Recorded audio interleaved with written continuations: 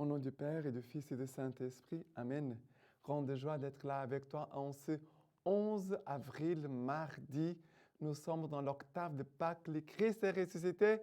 Il est vraiment ressuscité. Jésus est vivant. Alléluia. Grande joie de pouvoir célébrer le grand mystère de notre foi. Jésus vivant, Jésus ressuscité, Jésus qui nous a acquis la vie éternelle. Jésus qui nous pardonne de tous nos péchés et qui vraiment nous permet d'avoir une vie nouvelle. Maintenant, la première lecture d'aujourd'hui, c'est Actes des Apôtres, chapitre 2, à partir du verset 36, que nous dit ceci. Que toute la maison d'Israël le sache, donc avec certitude. Dieu l'a fait Seigneur et Christ. C'est Jésus que vous avez crucifié. D'entendre cela, ils eurent le cœur transpercé et dirent à Pierre et aux autres apôtres, « Frères, que devons-nous faire ?»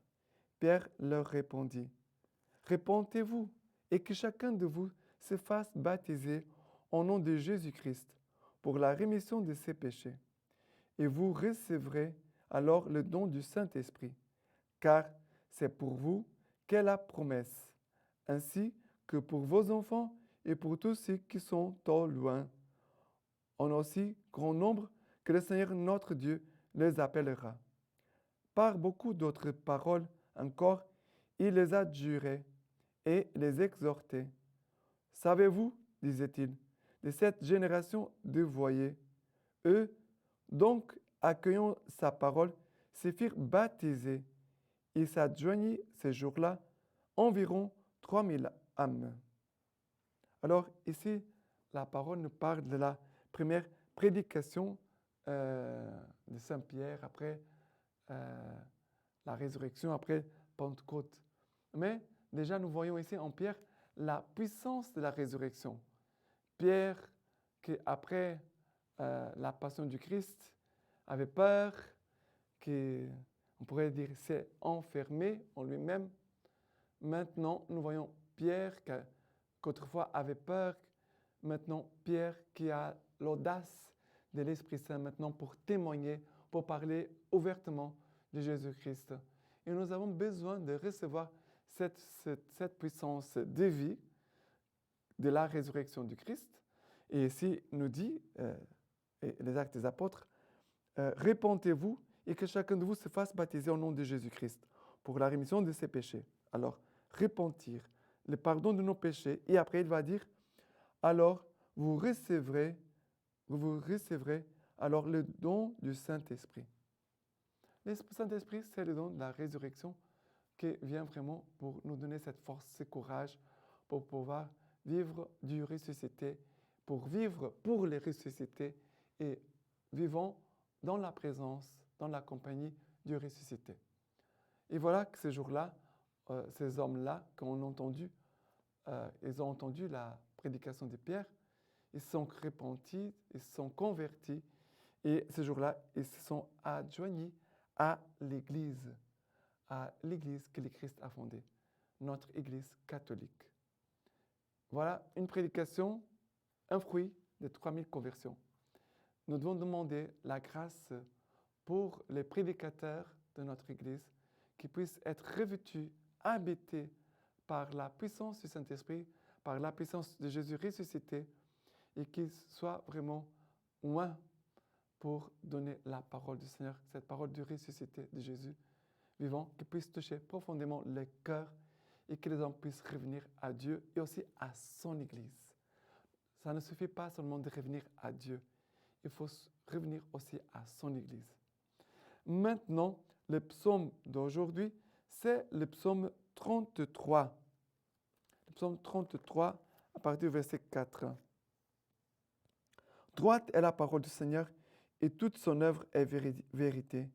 Il chérit la justice et le droit. De l'amour du Seigneur, la terre est pleine. » Verset 18-19. « Voici l'œil du Seigneur est sur ceux qui le craignent, sur ceux qui espèrent son amour, pour préserver leur âme de la mort et les faire vivre au temps de la famine. » Notre âme attend le Seigneur, notre secours et bouclier, c'est lui. Sur nous soit ton amour, Seigneur, comme notre espoir est en toi.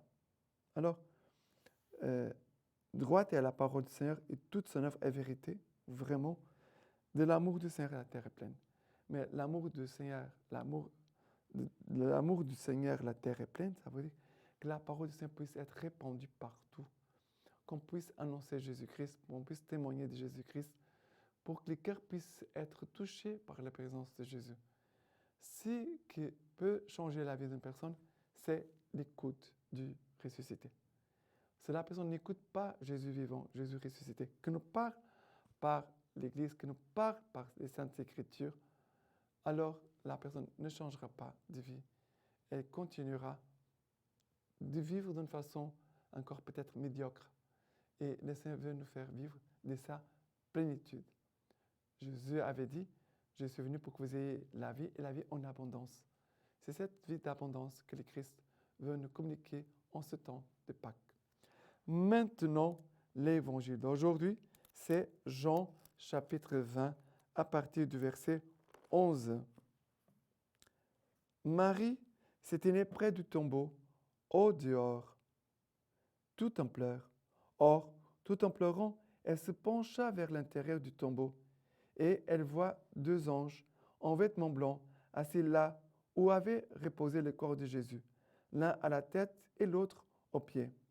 Ceux-ci lui disent, « Femme, pourquoi pleures-tu » Elle leur dit, « Parce qu'on a enlevé mon Seigneur, et je ne sais pas où on l'a mis. » Ayant dit cela, elle se retourna et elle voit Jésus qui s'était né là, mais elle ne savait pas que c'était Jésus.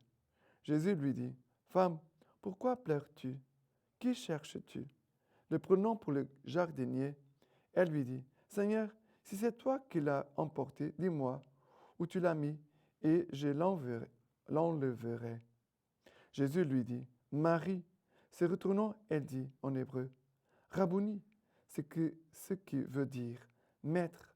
Jésus lui dit, « Ne me touche pas, car je ne suis pas encore monté vers le Père, mais va trouver mes frères et dis-leur, je monte vers mon Père et votre Père, vers mon Dieu et votre Dieu. » Marie de Magdala vient annoncer aux disciples, « J'ai vu le Seigneur » et qu'il lui a dit cela.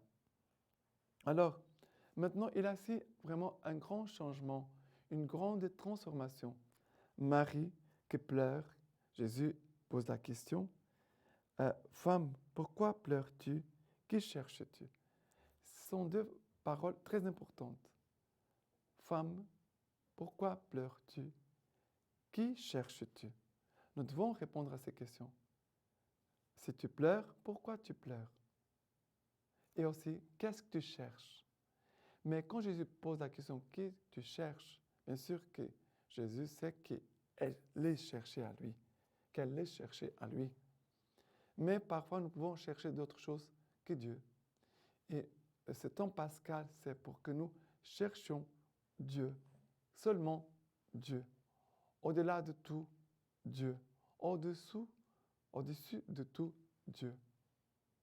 Et après, c'est après ces 2 questions, Marie va comprendre que c'est Jésus quand il va dire Marie, elle va reconnaître que c'est Jésus qui se manifeste, et Jésus veut se manifester à nous de différentes façons. Il veut vraiment se manifester à son Église, à chacun de nous. Mais après, Jésus va faire un envoi en mission. Marie va dire, ne me touche pas, je ne suis pas encore monté vers le Père, mais va trouver mes frères et dis-leur, je monte vers mon Père et votre Père, vers mon Dieu et votre Dieu.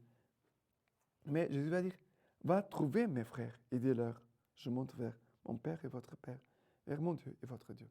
Mais va trouver. Ça veut dire que Jésus envoie Marie vers les autres. Jésus nous envoie vers les autres pour communiquer les mêmes paroles que Jésus nous a données. Ces paroles qui sont esprit et vie, qui sont résurrection, qui sont plénitude de grâce pour nous. Voilà ce que le Seigneur nous dit. La lecture patristique d'aujourd'hui met les tons des mélitons avec des sardes. Le Seigneur étant Dieu, revêtit l'homme, souffrit pour celui qui souffrait, fut enchaîné pour celui qui était captif, fut jugé pour le coupable, fut enseveli pour celui qui était enseveli. Il ressuscita des morts et déclara à haute voix, « Qui disputera contre moi? Qui se présente en face de moi? C'est moi qui ai délivré les condamnés. C'est moi qui a rendu la vie aux morts. C'est moi qui a ressuscité l'enseveli. Qui ose me contredire? C'est moi, dit-il, qui suis le Christ, qui ai détruit la mort, qui ai triomphé de l'adversaire, qui ai lié l'ennemi puissant et qui ai emporté l'homme vers les hauteurs des cieux. C'est moi, dit-il, qui suis le Christ. » Voilà la parole du Seigneur. Maintenant, je vous laisse la bénédiction par les mains toutes pures de la Vierge Marie. Que Dieu Tout-Puissant vous bénisse et vous garde, le Père, le Fils et le Saint-Esprit. Amen.